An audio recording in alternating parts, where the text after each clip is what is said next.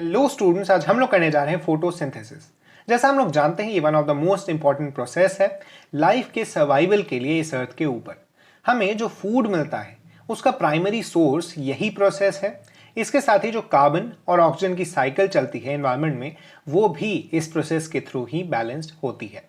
तो चलिए शुरू करते हैं। इस प्रोसेस में क्या है, इसके स्टेप्स क्या हैं और इसको अफेक्ट करने वाले फैक्टर्स कौन कौन से हैं। तो सबसे पहले फोटोसिंथेसिस क्या है ये तो आपको पता है। Synthesis of food with the help of carbon dioxide and water in the presence of chlorophyll and sunlight या फिर लाइट एनर्जी हम लोग जिसे कहते हैं। यहाँ पर क्लोरोफिल जो कि एक बहुत ही इंपॉर्टेंट प्लांट पिगमेंट है उसकी बात की गई है। और क्लोरोफिल पाया कहाँ जाता है तो हम लोग जानते हैं कि ये क्लोरोप्लास्ट के अंदर होता है। क्लोरोप्लास्ट एक कैरेक्टरिस्टिक फीचर है प्लांट्स में और हम जानते हैं कि क्लोरोप्लास्ट के अंदर ही क्लोरोफिल पाया जाता है और भी पिगमेंट्स के साथ। उसके साथ ही क्लोरोप्लास्ट एक माइन्यूट ओवल बॉडी है जो कि डबल मेम्ब्रेन से बाउंड होती है। हमने पहले देखा था जब हम लोग सेल के बारे में पढ़ रहे थे कि बहुत सारे ऑर्गेनेल्स कैसे होते हैं, उनमें कितने सारे मेम्ब्रेन्स होते हैं। तो उनमें हम जानते हैं कि क्लोरोप्लास्ट में एक डबल मेम्ब्रेन स्ट्रक्चर होता है। क्लोरोप्लास्ट का जो स्ट्रक्चर है वो यहाँ पर देखना जरूरी है। Their interior contains closely packed flattened sacs that are called thylakoids arranged in piles of grana। हमें ये याद रखना है कि जो पाइल्स पाए जाते हैं क्लोरोप्लास्ट के अंदर वो ग्राना होते हैं और जो मीडियम होता है, जो ग्राना को सराउंड करने वाला मीडियम होता है, उसे स्ट्रोमा कहते हैं। हम लोग आएंगे उस पर भी। सबसे पहले आप इस क्लोरोप्लास्ट के स्ट्रक्चर को अच्छे से देख लीजिए। ये जो स्टैक्स हैं, इन स्टैक्स को थाइलाकॉइड्स कहा जाता है। इनको जब स्टैक करके रखा जाता है तब इसे ग्रानम कहते हैं। ग्रानम का यहाँ पर वर्टिकल सेक्शन बनाकर दिया गया है और ये जो फ्लूइड भरी हुई है इसके बीच में, उसे स्ट्रोमा कहते हैं। और आपने देखा होगा ऐसे बार्स जो बने रहते हैं, इन्हें फ्रेट कहा जाता है। ये बहुत ज़्यादा याद रखने की ज़रूरत नहीं है। अब बस ये याद रखें कि क्लोरोप्लास्ट के अंदर जो मीडियम है उसे स्ट्रोमा और जो सैक्स के पाइल्स बने होते हैं उन्हें ग्राना कहा जाता है। उन पाइल्स में थाइलाकॉइड्स प्रेजेंट होते हैं जो कि फ्लैटेंड सैक्स होते हैं। उसके बाद हम लोग देखते हैं ordinarily there may be 40-50 chloroplasts in a cell. The pigment chlorophyll is contained in the walls of thylakoids. आपको याद रखना चाहिए कि ये कहाँ प्रेजेंट होता है। आपको अगर डायरेक्टली क्वेश्चन पूछा जाए कि ये कहाँ प्रेजेंट होगा तो आपको जो ऑप्शंस दिए होंगे उनमें मोस्ट प्रोबेबली ग्राना और स्ट्रोमा ही रहेगा, तो वहां पर आपको मार्क करना है ग्राना। और अगर आपसे ज्यादा स्पेसिफिक क्वेश्चन पूछता है तो walls of thylakoids which are present in the grana. इस तरह से आपको आंसर करना होगा। हाईली कॉम्प्लेक्स सब्सटेंस है। यहाँ पर एक जो ध्यान रखने वाला मिनरल है वो है मैग्नीशियम। बहुत सारे लोगों को नहीं पता होता कि क्लोरोफिल में मैग्नीशियम भी पाया जाता है, जबकि ये one of the most important mineral है क्लोरोफिल के फॉर्मेशन में। और ये आपको याद रखना है कि मैग्नीशियम भी प्रेजेंट होता है क्लोरोफिल के अंदर। Chloroplast are mainly contained in the mesophyll cells. Chloroplast कहाँ प्रेजेंट होते हैं तो मेसोफिल सेल के अंदर प्रेजेंट होते हैं, located between upper epidermis and lower epidermis of leaves. These are also found in the guard cells. आपको ये याद रखना है कि जो क्लोरोप्लास्ट प्रेजेंट है वो गार्ड सेल्स में भी होते हैं। उसके बारे में हम लोग थोड़ा और डिस्कस करेंगे आगे जब हम लोग opening and closing of stomata पढ़ेंगे। अभी के लिए बस आप याद रखें कि जो गार्ड सेल्स होते हैं उनमें भी क्लोरोप्लास्ट पाए जाते हैं। 5,000 से ज़्यादा, फिर 500,000 से ज़्यादा क्लोरोप्लास्ट हो सकते हैं सरफेस पे, ये आपको पता होगा। और क्लोरोफिल ए और क्लोरोफिल बी दो वेराइटीज़ हैं क्लोरोफिल की जो कि मेनली पाई जाती हैं। क्लोरोफिल के कई सारे वेराइटीज़ होते हैं, उनके कैप्चर करने की स्ट्रेंथ अलग अलग होती है। उसके बारे में आप लोग थोड़ा डिटेल में पढ़ लीजिएगा बाद में। अभी के लिए हम लोग जैसे KVPY NSCJS जैसे एग्जाम्स की बात करते हैं तो यहाँ पर बहुत ही इंपॉर्टेंट नहीं है आपको क्लोरोफिल के अलग अलग टाइप्स के बारे में जानना। Too much light destroys chlorophyll. जैसा हम लोग जानते हैं लाइट को अगर ओवर एक्सपोज कर दिया जाए तो वहाँ क्लोरोफिल के अंदर जो बॉन्ड्स बने होते हैं, जो स्ट्रक्चर्स होते हैं वो टूटने लगते हैं और इसके कारण क्लोरोफिल रप्चर कर जाता है और क्लोरोफिल का जो केमिकल कॉम्पोजिशन होता है वो चेंज भी कर सकता है। Regulation of stomatal opening for letting in CO2। यहाँ आप लोग जानते हैं कि transpiration is the price which the plant page for photosynthesis. बहुत ज़्यादा ट्रांसपिरेशन होने से कई बार क्या होता है कि प्लांट सूख भी जाते हैं, लेकिन ट्रांसपिरेशन एक नेसेसरी ईविल है क्योंकि ट्रांसपिरेशन ही पानी को ऊपर लाने में भी हेल्प करता है और ट्रांसपिरेशन के थ्रू एक्सेसिव गर्मी से भी बची रहती है प्लांट्स। यहाँ पर हमें देखना है जो मेनली वो है कि ओपनिंग और क्लोजिंग ऑफ स्टेमाटा जो होता है वो किस प्रोसेस से होता है, तो इसके लिए दो मेजर थ्योरीज दी गई हैं। एक पुरानी वाली जो कि शुगर कॉन्सेंट्रेशन थ्योरी है। जैसा हम लोग जानते हैं कि गार्ड सेल्स में क्लोरोप्लास्ट प्रेजेंट होते हैं। होता क्या है कि गार्ड सेल्स में क्लोरोप्लास्ट प्रेजेंट होने के कारण वहां पर फूड बनता है, जो कि शुगर हम लोग जिसे कह सकते हैं, शुगर का फॉर्मेशन होता है। अब शुगर की कॉन्सेंट्रेशन बढ़ गई गार्ड सेल्स के अंदर, तो ये क्या करता है कि एंडोस्मोसिस करने लगता है पानी की अपने अंदर। इससे क्या होता है कि लीव के बाकी सेल से पानी अंदर आ जाता है और गार्ड सेल्स स्वेल कर जाते हैं। इस स्वेलिंग के कारण स्टोमाटा खुल जाता है। जैसा हम लोग देख सकते हैं, गार्ड सेल जब स्वेल कर जाएंगे तो इसके कारण स्टोमाटा की जो ओपनिंग है वो खुल जाएगी। इससे क्या होता है कि गैसेस का एक्सचेंज होने लगता है, फोटोसिंथेसिस होती है। ये पुरानी थ्योरी जो कि शुगर बेस्ड थ्योरी थी वो कहती है। इससे ये भी कहा जाता है कि जब लीव्स के सेल में पानी कम होने लगता है तब जाकर ये पानी वापस खींच लेता है गार्ड सेल से और स्टोमाटल पोर्स जो होते हैं वो बंद हो जाते हैं। लेकिन जो नई थ्योरी है जो कि ज्यादा एक्सेप्टेड है आजकल, वो है K+ मतलब पोटेशियम आयन की थ्योरी। ये क्या कहती है कि जो फूड प्रोड्यूस होता है उससे एनर्जी निकलती है ATP के फॉर्म में। उस एनर्जी के मदद से एक्टिवली K+ को अंदर डाला जाता है गार्ड सेल्स के और K+ की कॉन्सेंट्रेशन को एक्टिवली बढ़ाया जाता है। This ATP is used to actively pump the potassium ions of adjacent cell into the guard cells. इस एक्टिवली बढ़ाने के कारण क्या होता है कि K+ की कॉन्सेंट्रेशन बढ़ जाती है और जैसा हमने ऊपर देखा था, ऑस्मोसिस होने लगता है अंदर की तरफ, गार्ड सेल स्वेल कर जाते हैं, स्टोमाटल पोर खुल जाती है। बाद में ये K+ लीक कर जाते हैं गार्ड सेल्स के बाहर और उसके बाद जब कॉन्सेंट्रेशन इक्वल हो जाती है तो ये स्टोमाटल पोर्स फिर से बंद हो जाते हैं। तो ये दो थ्योरीज जो मेजर थ्योरीज हैं आपको ध्यान में रखनी है। ज्यादा एक्सेप्टेड K+ थ्योरी ही है और आपको वही अगर क्वेश्चन पूछा जाएगा तो हो सकता है मेजर जो क्वेश्चन आएगा वो K+ थ्योरी पर ही बेस्ड होगा। उसके बाद है फोटोसिंथेसिस की प्रोसेस। तो मीसोफिल सेल्स मेनली दो तरीके के होते हैं, पैलिसेड और spongy. In a leaf are principal centres of this activity. जैसा हमने ऊपर देखा था, क्लोरोप्लास्ट मेनली इन्हीं मीसोफिल सेल्स में प्रेजेंट होते हैं। During daytime, when sunlight falls on the leaf, the light energy is trapped by the chlorophyll of the upper layers of mesophyll, especially the palisade cells. Palisade cells ऊपर present होते हैं mesophyll के और light energy यहीं पर trap होती है। Trap क्या होती है? हम कह सकते हैं लाइट एनर्जी को यूटिलाइज कर दिया जाता है तुरंत। तो यूटिलाइजेशन होने, जैसा हमने फिजिक्स में भी पढ़ा है कि energy can neither be produced nor be destroyed. Energy को बस एक फॉर्म से दूसरी फॉर्म में कन्वर्ट कर सकते हैं। तो बस लाइट एनर्जी को यहाँ कहीं ऐसा नहीं कि हमने केज बना कर रख दिया जहां हमने बंद कर दिया लाइट को। यहाँ पर क्या होता है कि लाइट एनर्जी को तुरंत यूज कर दिया जाता है, जिसके कारण हम कह सकते हैं कि लाइट एनर्जी को दूसरे फॉर्म ऑफ एनर्जी में कन्वर्ट कर दिया गया और यही है conversion of energy, light energy into another form. और इसी को हम लोग कहते हैं ट्रैपिंग ऑफ लाइट एनर्जी या फिर यूटिलाइजेशन ऑफ लाइट एनर्जी। यहाँ पर कार्बन डाइऑक्साइड एटमॉस्फेयर से लिया जाता है, वाटर को सॉइल से लिया जाता है रूट्स के थ्रू, जिसके बारे में हमने पढ़ा है। ये जो सिंपल केमिकल रिएक्शन हम लोग जो लिख सकते हैं फोटोसिंथेसिस के प्रोसेस के लिए वो ये है 6CO2 + 12H2O। ये याद रखने वाली चीज़ है कि यहाँ 12H2O हम जब केमिकल रिएक्शन लिखते हैं तो यहाँ आपको रिएक्टेंट साइड में 12H2O लिखना चाहिए। भले यहाँ 6H2O हट जा रहा है लेकिन 12H2O आप लिखते हैं तो वो ज़्यादा करेक्ट होता है। ये जब लाइट एनर्जी और क्लोरोफिल के प्रेजेंस में रिएक्ट करते हैं तो आपको C6H12O6 ग्लूकोज CO2 और O2 के साथ मिलता है। कुछ H2O वहाँ से भी निकलती है, तो वो चीज़ हमने देखा कि आप कैंसिल कर सकते हैं, लेकिन ये रिकमेंडेड नहीं होता क्योंकि ज़्यादा करेक्ट फॉर्म जो हम लोग अभी देखेंगे उसमें 12H2O यूटिलाइज होता है और 6H2O प्रोड्यूस होता है। इस कारण से The 6 molecules of H2O liberated at the end of the process are those that are reformed during the chain of reactions and not the original ones. इसीलिए उसे कैंसिल नहीं किया जाता। उसके बाद है the main phases of photosynthesis, light dependent और light independent. Light dependent को लाइट फेज और लाइट इंडिपेंडेंट को डार्क फेज कहा जाता है। ये थोड़ा सा मिसनोमर है डार्क फेज, क्योंकि ऐसा नहीं है कि वो डार्क में हो रहा है, बस उसे डार्क इसीलिए कहा जाता है क्योंकि लाइट के प्रेजेंस न होते हुए भी ये रिएक्शन हो सकते हैं, इसीलिए उसे डार्क फेज या लाइट इंडिपेंडेंट फेज कहा जाता है। सबसे पहले हम लोग देखते हैं लाइट डिपेंडेंट या लाइट फेज जिसे कहते हैं, या जिसे फोटोकेमिकल फेज कहा जाता है। फोटोकेमिकल क्यों? फोटो मतलब लाइट और लाइट की प्रेजेंस में केमिकल रिएक्शंस हो रहे हैं, इसीलिए उन्हें फोटोकेमिकल फेज कहा जाता है। In this phase, light plays a key role. A series of chemical reaction occur in very quick succession. The light reaction take place in the thylakoids.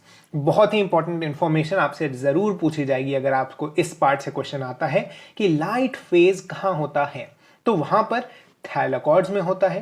Thylakoids में अगर नहीं भी आपको ऑप्शन दिया हुआ हो तो आपको ग्राना दिया हुआ होगा ऑप्शन, तो वहां आपको लिखना है कि ग्राना में होता है लाइट फेज।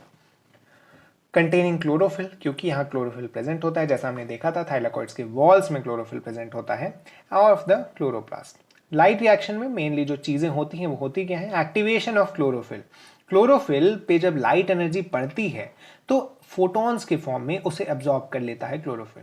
हमने अपने अगर फिजिक्स में देखा होगा तो आपको पता होगा कि फोटॉन्स रिप्रेजेंट करते हैं लाइट पार्टिकल्स को, तो उस फॉर्म में अब्जॉर्ब कर लेती है क्लोरोफिल फोटॉन्स को और एक्टिवेट हो जाती है। मतलब क्लोरोफिल के एक्टिवेशन के बाद ये प्रोसेस शुरू होता है स्प्लिटिंग ऑफ वाटर।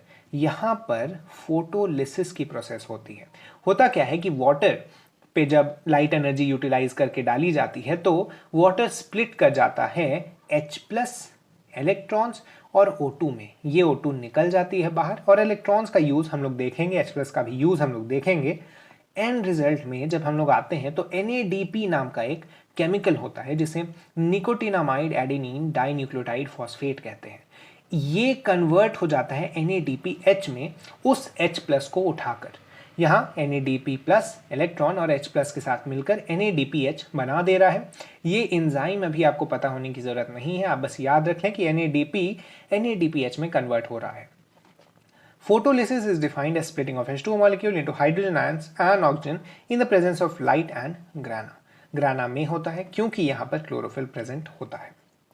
उसके बाद ऑक्सीजन रिलीज हो जाता है एटमॉस्फेयर में O2 बनकर। इलेक्ट्रॉन्स का भी यहाँ पर एक इंपॉर्टेंट काम है कि ये ADP को, एडिनोसाइन डाइफॉस्फेट को ATP मतलब एडिनोसाइन ट्राइफॉस्फेट में कन्वर्ट कर देता है जिसे ATP कहा जाता है। इस प्रोसेस को फॉस्फोराइलेशन कहते हैं। यहाँ पर जैसा आप देख सकते हैं एक एक्स्ट्रा फॉस्फोरस ऐड हुआ है, इसीलिए इसे फॉस्फोराइलेशन कहा जाता है। Since the energy used the process comes from light photons and the process is termed as photophosphorylation. जैसा हमने देखा था जब भी कोई चीज लाइट से रिलेटेड हो, फोटॉन्स, फोटोसिंथेसिस, फोटोलिसिस, वैसे ही यहाँ पर फोटोफॉस्फोराइलेशन कहा जाता है इसे, क्योंकि यहाँ पर जो फॉस्फोरस का एडिशन हो रहा है वो फोटो मतलब लाइट एनर्जी के प्रेजेंस में हो रहा है। अगला हम लोग बढ़ते हैं लाइट इंडिपेंडेंट या डार्क फेज की तरफ। रिएक्शन यहाँ पर लाइट एनर्जी रिक्वायर नहीं करती। ये जो यहाँ नॉट इन सिलेबस दिया हुआ है इसे आप कट कर लें, क्योंकि ये जो रिएक्शंस हैं वो भी उतनी ही इंपॉर्टेंट हैं जितना हमने लाइट रिएक्शन में पढ़ा था। और आपको ये पता भी होना चाहिए एक साइकिल होती है यहाँ डार्क फेज के अंदर। इस साइकिल में क्या होता है, NADPH में जो हाइड्रोजन था वो हाइड्रोजन अलग हो जाता है, NADP बना लेता है फिर से वो कंपाउंड, और H जो होता है H+ की फॉर्म में जो निकला वो CO2 के साथ मिलकर C6H12O6 बना लेता है।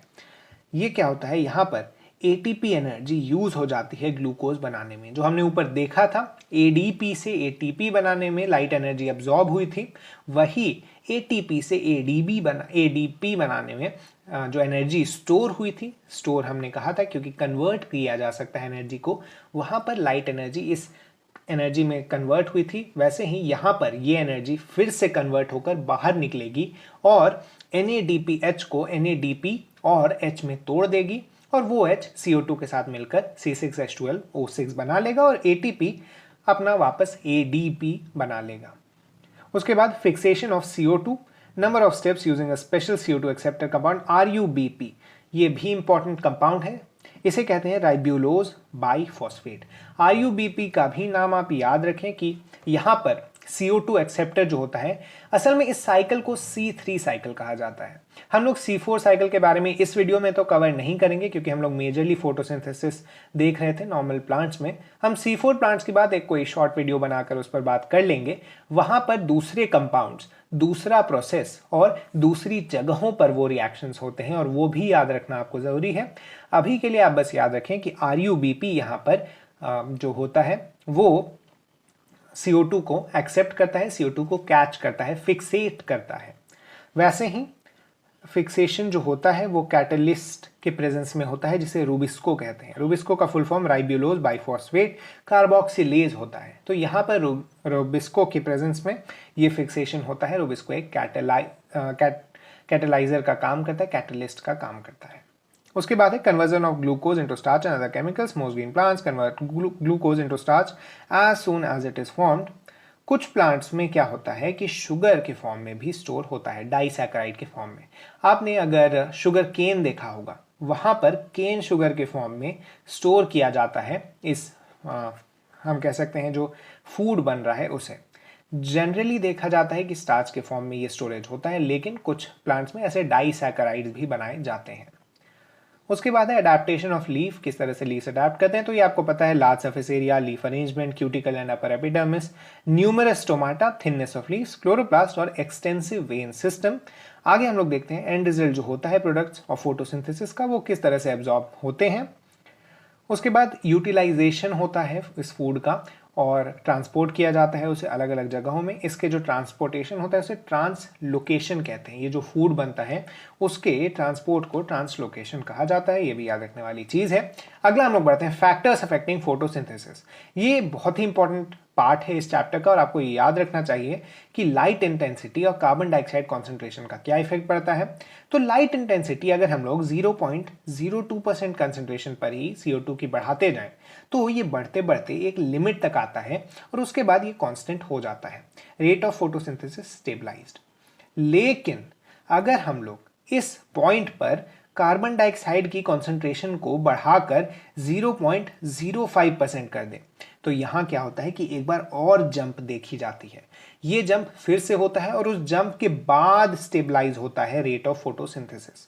तो ये भी याद रखने वाली चीज है कि जब आप लाइट की इंटेंसिटी सीधे बढ़ाते चले जाते हैं वहां पर कुछ देर तक ये बढ़ती है, फिर कांस्टेंट हो जाती है। लेकिन अगर आप उस हाईएस्ट रेट पर CO2 की कॉन्सेंट्रेशन भी थोड़ी बढ़ा दें तो फिर से थोड़ा और इंक्रीज होगा और उसके बाद वो कुछ देर बाद जाकर कांस्टेंट होगी। उसके बाद है temperature. Temperature up to a certain point rise करने पे फोटोसिंथेसिस की रेट बढ़ती है, जो कि होता है 35 डिग्री सेल्सियस। ये ऑप्टिमम टेम्परेचर है जहां फोटोसिंथेसिस बेस्ट अकर करती है। लेकिन 40 डिग्रीज के ऊपर जाने पर फोटोसिंथेसिस रुक जाती है। इसके जो एंजाइम्स होते हैं वो किल हो जाते हैं या फिर उनकी एक्शन स्टॉप हो जाती है। और 10 डिग्री का टेम्परेचर अगर हम लोग 25 से 35 लाए मान लीजिए तो यहां पर रेट ऑफ फोटोसिंथेसिस डबल हो जाती है। आप लोग केमिकल काइनेटिक्स जब पढ़िएगा तो आपको दिखेगा ऐसी चीजें वहां पर भी दिखती हुई। वहां पर आप एंजाइम के एक्शन को थोड़ा डीपली समझिएगा तो वहां पर आप देखिएगा कि ऐसे हम लोग टेम्परेचर बढ़ाने पर रेट को डबल कर सकते हैं। उसके बाद है वाटर कंटेंट। तो वही है कि वाटर कंटेंट अगर कम हो जाए तो प्लांट की प्रोसेस अफेक्ट होने लगती है और जो फोटोसिंथेसिस होता है वो ठीक से नहीं हो पाता। इसके साथ ही आपको पता होगा कि जो भी रूट्स अब्जॉर्ब करती हैं उसका सिर्फ 1% ही प्लांट्स यूटिलाइज करती हैं फोटोसिंथेसिस के लिए और बाकी 99% जनरली ट्रांसपिरेशन वगैरह में यूज हो जाता है। उसके बाद है इंटरनल फैक्टर्स। तो क्लोरोफिल में अगर कोई न्यूट्रिएंट की डेफिशिएंसी है तो वहाँ क्लोरोफिल में लॉस हो जाती है। ये चीज़ आपको याद, मैंने शुरू में जैसा बोला था मैग्नीशियम प्रेजेंट होता है क्लोरोफिल में। ये चीज़ आपको याद रखनी है कि मैग्नीशियम की भी डेफिशिएंसी से क्लोरोफिल में डैमेज हो सकता है। उसके साथ ही प्रोटोप्लाज्म, अगर डिहाइड्रेशन हो जाए प्रोटोप्लाज्म के किसी कारण से तो रेट ऑफ फोटोसिंथेसिस कम हो जाती है। एक्यूमुलेशन हो जाए अगर कार्बोहाइड्रेट का प्रोटोप्लाज्म के अंदर तो उस केस में भी फोटोसिंथेसिस की रेट कम हो सकती है। उसके साथ ही स्ट्रक्चर ऑफ लीफ, जैसा हमने ऊपर पढ़ा था फोटोसिंथेसिस के लिए लीफ में अडेप्टेशन जैसे होते हैं, अगर वो अडेप्टेशन कुछ कम हुए या फिर कुछ अनफेवरेबल हुए तो उसके कारण भी फोटोसिंथेसिस की रेट कम हो सकती है। उसके बाद हम लोग देखें एक्सपेरिमेंट्स क्या क्या किए जाते हैं फोटोसिंथेसिस को टेस्ट करने के लिए। तो ये चीज़ आपने जूनियर क्लासेस में की होगी, डी स्टार्चिंग करके उसे टेस्ट करना और सनलाइट को नेसेसरी शो करने के लिए या फिर कार्बन डाइऑक्साइड को नेसेसरी शो करने के लिए। तो ये सारे एक्सपेरिमेंट आप आसानी से कर सकते हैं। इनको आपने कुछ सी और फॉर्म में भी किया होगा तो वो सारे एक्सपेरिमेंट्स भी आप एक बार NCERT से भी पढ़ लीजिएगा।